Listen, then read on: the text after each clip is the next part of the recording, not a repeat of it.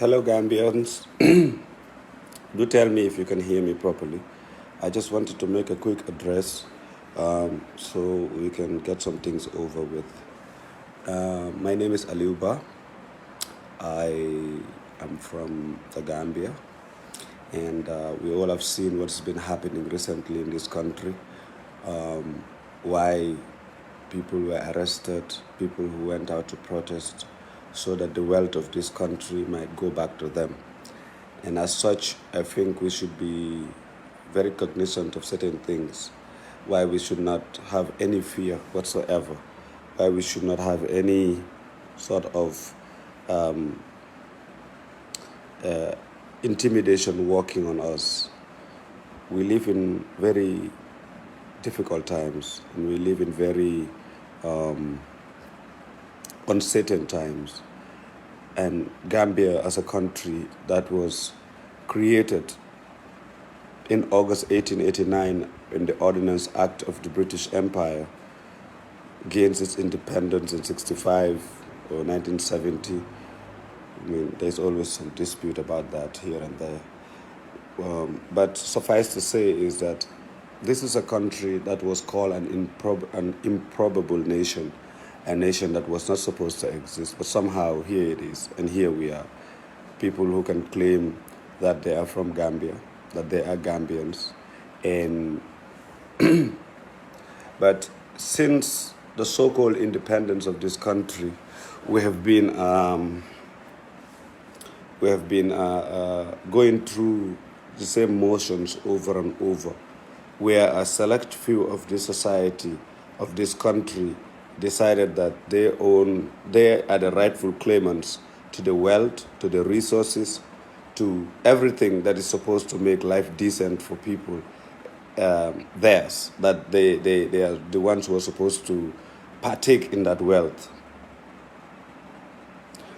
Whereas the majority of this country have always been suffering, have always never had something that they can claim as theirs, where the people of this country more or less live at the behest, lives at the periphery of power, and that their only existence is to make power more powerful. That instead of the government, instead of the state serving the people, it is the people who are continually serving the state. Since that so-called independence, there has never been a government in this country where the state is serving the people. It's always been the opposite, where it is us who serve the state. It is us who die for the state. It is us who finance the state with our taxes, with our blood, sweat, and tears. And when they take all those exorbitant loans, what do they do with them? They take those loans on behalf of us. But these loans are never given to us in any way or form. Of course, they will do little developments there, infrastructural developments. They will make some roads, build some hospitals. But the chunk of that money is in people's accounts, whether it's offshore accounts, whether it's accounts here, whether it's whatever. They build their nice houses, buy their nice cars upon the blood, sweat, and tears of our people. This is the situation we found ourselves in. None of these people will be able to appropriate any money without the legitimization of Gambians. It is Gambians that can legitimize these governments. And we have done it. Since 1965, Gambians have been voting and voting and voting. And, and I hear a lot of people say, Gambians are the problem. Gambians have never been the problem. It is the political class of this country that is the problem. It is not the people. The people have entrusted power to these people. They come with their manifestos, with their promises that they will make things right, and people go and vote for them. So no, the Gambian people are not the problem. It's the political class, the ruling class of this country is where the problem is. And unless we get rid of them completely in the fullness of time, then this cycle will just continue. We will keep complaining. We will keep whatever we're doing, and they will continue doing what they're doing. You know why? Because they're like, it's Gambians. They will just complain and forget about it. They will jump to the next thing. So they will come with a lot of distractions, a lot of things that, are more juicy to talk about. So we keep jumping from one topic to another. One day it's this, tomorrow is that, and we never hold them to account. And holding a government to account is not basically just like, it's not supposed to be a thing of, it's like, you should come and explain to us what you're doing. That's not enough. Bring back the wealth of the people to serve the people. It's as simple as that. It's not much to ask for. But no, there's notion of transparency, accountability that is etched in the people's mind, meaning that, as long as they explain what they did, it should be enough. That's not enough. If you have stolen our wealth, give it back. If you mismanage our funds, go and remanage it. That's what true accountability and transparency would mean. It will mean that the wealth of this nation will belong to the people of this nation, irrespective of religion, irrespective of tribe, irrespective of region, irrespective of everything, whether it's identity, its gender, its sexual orientation, whatever it is. As long as you belong to this land, the wealth of this land must go back. You must benefit from it. That is what true accountability is. And why must we not give up this fight?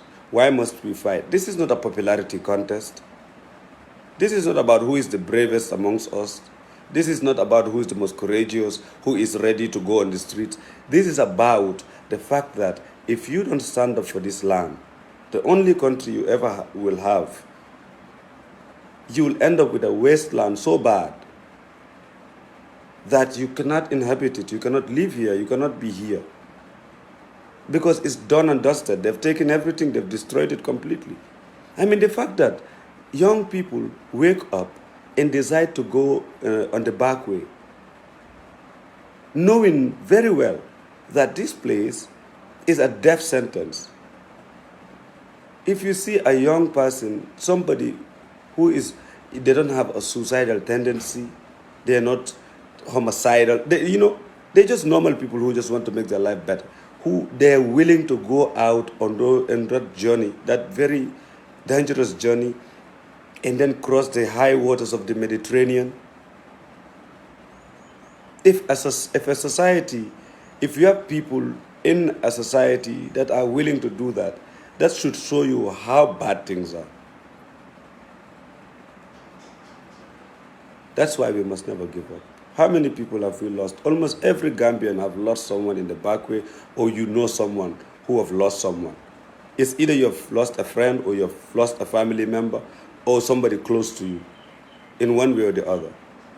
Are we going to continue that trend? Look at the amount of suicide rates in this country. People are just killing themselves, young people. Why? Because they've despaired.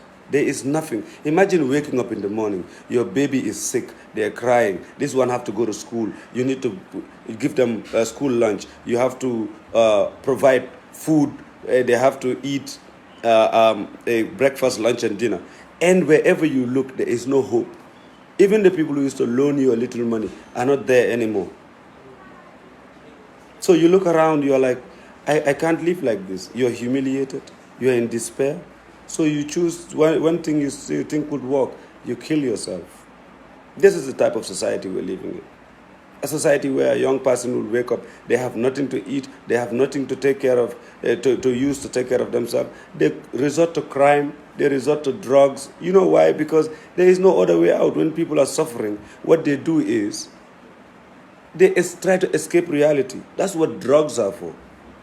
So people are trying to escape reality because reality is so harsh that you don't want to face it. This is what we're dealing with. It's no joking matter. Gambians, what hospital, public hospital can you go to and safely say that whatever disease I have, I will have the right doctors, I will have the right medication, I will have the right treatment? Which public hospital in this country? None. What public school is here that have a proper education for young people in this country? None. All of them are deficient. Yet, we have people in this country who have become so rich upon the back of these people. Imagine there is a scandal, a mismanagement of funds at the RVTH, at the Edward Francis Small, the biggest hospital in this country. Imagine there is a financial scandal. There are people in this country who have the heart to eat money that is supposed to treat sick people. Do you know how heartless you have to be to do that? So we're dealing with very heartless people. People who have no fear to loot your money, to loot whatever you have. And these people, they will continue doing this until you stand up to them and tell them, listen, it is done and dusted. We are tired. We are not doing this anymore. Until they fear the people, until a government fears its people, it will not do right by them. It is not for the people to fear the state. It's the state that should fear the people. Then they will act right. And the only way we can do that is to be in the streets. We need to fight. There is no dialogue that has not been done in this country. There is no any type of politicking that have not happened in this country. They would not listen. They don't know what dialogue is. They have no integrity and dignity to understand dialogue. They have no integrity and dignity to understand the plight of the wretched people of this country. The only thing they understand is fear. And the only fear that you can strike in their heart is to take to the streets and fight to the bitter end. Look at this little protest that just happened. A small minor protest. Not the whole country came out. You see how what they were doing. They created a committee at the National Assembly. The president got up and addressed the nation. Because they're scared. That is what your power is. You have power. Yield your power, you know. When we say all power belongs to the people, that is a perfect example of what it means to say that the protest was a perfect example of people power. When the people rise, you can only get them off your back when you stand up. They've been sitting on your back, riding you like a donkey. Not one Gambian is here who doesn't know somebody who is rich on the back of poor people. Look at the Gambia Revenue Authority. It's just a cash machine. The Gambia Ports Authority. Now, all of these public institutions, all of these public enterprises, it's just there to enrich people.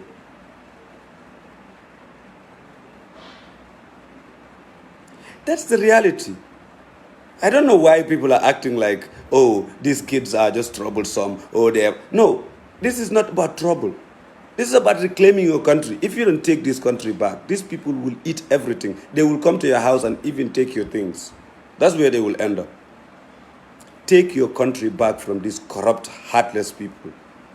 Strike fear into their heart so they will do right. They know that anytime they fuck up, anytime they mess up, the Gambian, the young people and the old people and the women and the children will rise up against them. That's the only way you can fix this country. This has been the verdict of history throughout human existence.